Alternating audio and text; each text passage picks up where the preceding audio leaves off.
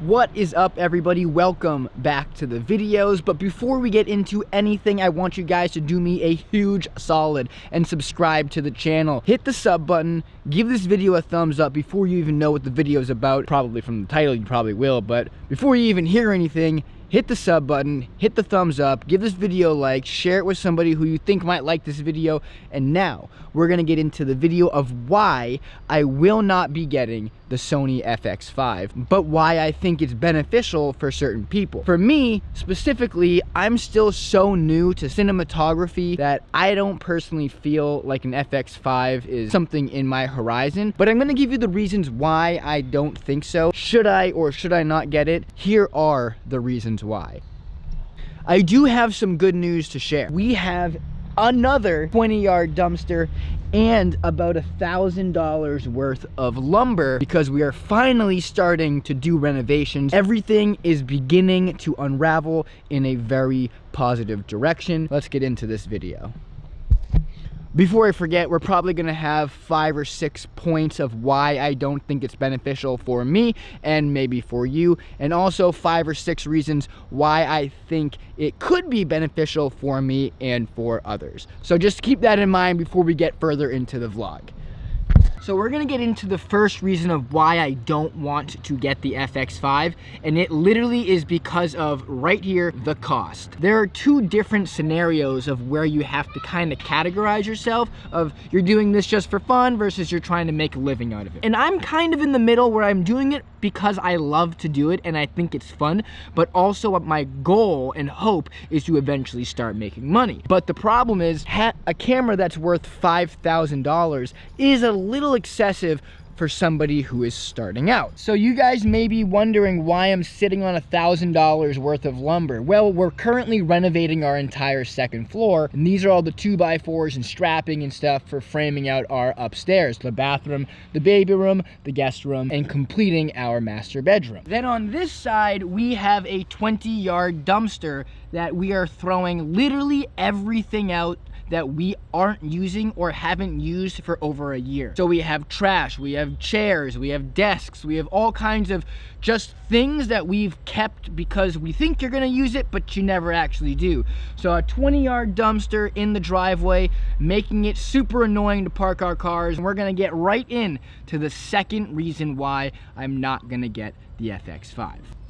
One of the major reasons why I don't want to get the Sony FX5 right now is because I still haven't mastered the Sony FX3. The FX3 is at that cinema line footage. It has an interface that's actually really confusing. It's a better idea to master what you already have before going into something a little bit more advanced. It's like you don't take calculus without taking pre-calc, right? You don't get the Sony FX5 without mastering the FX3. For the most part, if you can't use the FX3 to its full potential, you are gonna use literally 10% of the FX5, so you're gonna be wasting so much money. And this kind of brings us right into the third reason or fourth reason why this camera, the FX5, is not on my horizon in the near future. I'm making beginner content, and when it comes to the FX5, it's an advanced camera.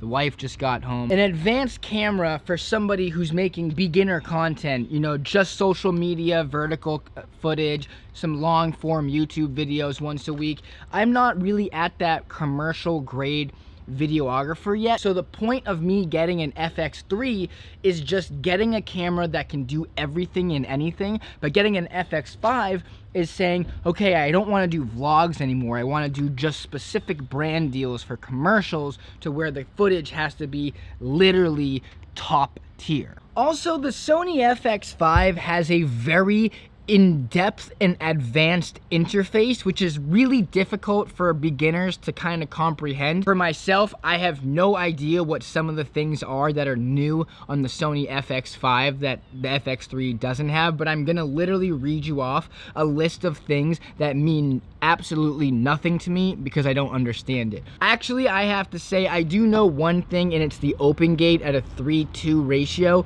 I believe that means you get the entire sensor for capturing footage versus just a little bit, something like that. I don't even know if I use open gate or if I ever would, and I also don't know if I shoot RAW or not. I just use S-Log, so that's another thing that doesn't really matter to me, I don't think. But here are a few things that are different on the Sony FX5. It has a 16.6 MP fully stacked Exmor RS CMOS sensor. I have no idea what any of that means. It also has an advanced Bion's XR2 processor with an integrated AI processing unit.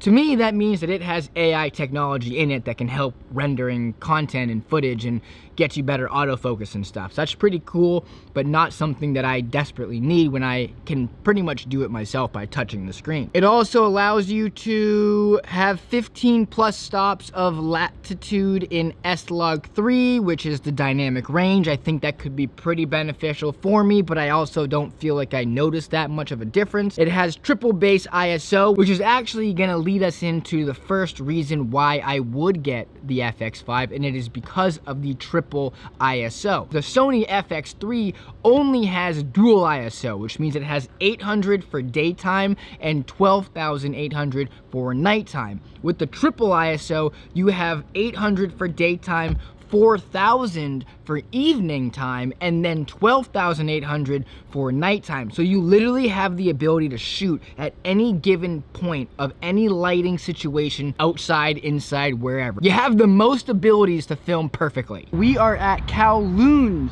right now for lunch after we looked at some cars. We were looking at getting the Ford Bronco Raptor, but unfortunately, the way that the leases are set up that we're currently in did not work in our favor. God, it is blinding. The triple ISO that the FX5 has actually is one of the coolest things that I've seen in a camera. With the ability to do 800 for daytime, 4,000 for evening time, and 12,800 for nighttime shooting, where you can have perfect footage no matter where you are filming. That is the first reason why I would get the Sony FX5, simply because of that, but also because of the extra battery life. And I know for a lot of people, having multiple batteries on your body, meaning in your camera bag or in your pocket or whatever, isn't that big of a deal, but I like to be as minimal as possible, which is why I use the small rig, because it does everything I need. I have 2 batteries, but I've heard that the battery on the FX5 lasts almost twice as long. So the second reason why I would get the Sony FX5 is because of how advanced it is compared to the FX3, and I feel like learning something new and more challenging and difficult keeps your brain going at full speed. Now, do I need a new camera that has controls and an interface that is incredibly difficult? No, because I'm still learning how to use the FX3's interface and constructing a setting profile that allows me to do literally anything I want. Now, with the FX5, the system alone has 4 extra menus and like 30 different settings that you can change for having open gate and all these blah blah blah. That stuff kind of stresses me out a little bit because it's so new and so different. Even though getting a software that is new, advanced, and challenging, you still have to be able to master the previous setting profile, which is why this is kind of like a reason to get it, but also hits the reason of why I shouldn't get it. Another really cool thing that the FX5 has is that 5K ability. It also has 4K up to 240p, which is insane because I'm pretty sure the FX3 only caps at 120 frames at 4K. I think so. It's like a significant difference. We're bringing into the second reason why I would get this camera, and it's simply because I feel like I like the challenges of growing and learning when it comes to new camera gear and new cameras in general. The FX3 is super complex when you look at it as a solo thing. The camera body is an insane powerhouse of a camera. It has so many features and so many attributes that people actually use the FX3 to film movies with. So when you look at an FX5, the caliber of retention on that camera body is at such a higher rate that it excites me to being able to be like, okay, this is something new, even more challenging. This can enhance my learning knowledge of how to use a camera and just building an enterprise of content, but you have to understand that just because it is challenging and more challenging, it doesn't necessarily mean you should get it, which brings us in to that third point, the want versus need. But having a camera that is challenging, like the FX3, where I'm still learning everything that I can, it makes just the growth of content creation so much more fun. I'm figuring out something new every time I pick up the camera. If that's how to shade my colors better, color grade better, adjust the ISO, adjust the f-stop, adjust the apertures, you know,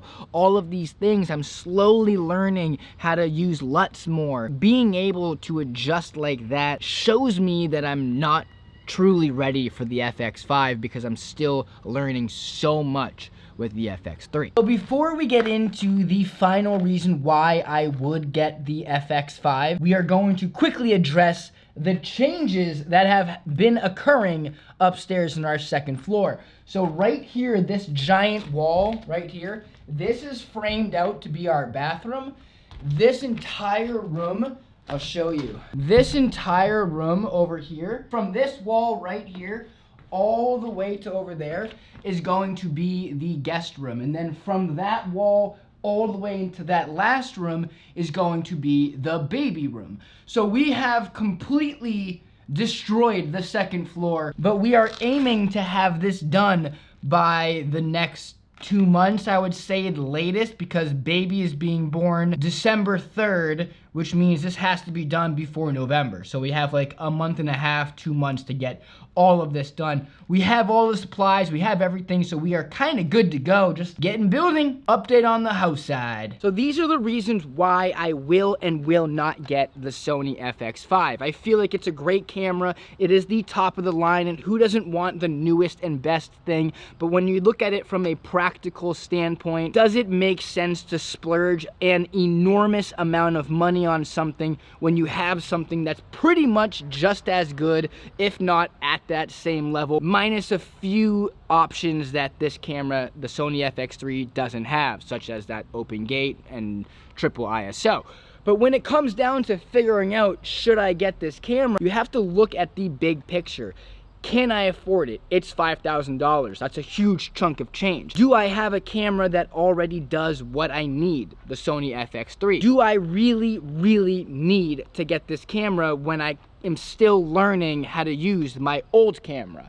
And then on the other side, it does have triple ISO, which allows you to film literally any time of the day perfectly. It is expensive, but it is something that could be of a good challenge, which gives you the opportunity to learn even faster and grow your knowledge base. And third, is it practical to get right now, or should you wait a little bit longer? Like, do you need to get the newest and best when you already have something that is brand new? And this is kind of like the way my brain thinks and understands things. And when I get an image in my head of something I want, I will do everything and anything in my power to obtain that thing. If that means selling a kidney, then I'm selling a kidney for the FX5, okay? But like, realistically, not a good idea, not a good look. So these are the reasons why I would get it and why I wouldn't get it. And I have to say the reasons why I wouldn't kind of outweigh the reasons I should and want it, because, you know, the whole need and want are two different things. So I hope this video helped you understand like what kind of person I am and how I think. And also, I want to thank you all for stopping by this long in this vlog and video. I know I'm still learning colors, so I'm sorry if like everything kind of looks a little wonky. Make sure you hit that subscribe button, hit that like button, give the video a thumbs up, and share this with your friends and family who are also in the process of trying to figure out what to do in their life. My name is Noah. I'll see you next time. Peace out. Bye.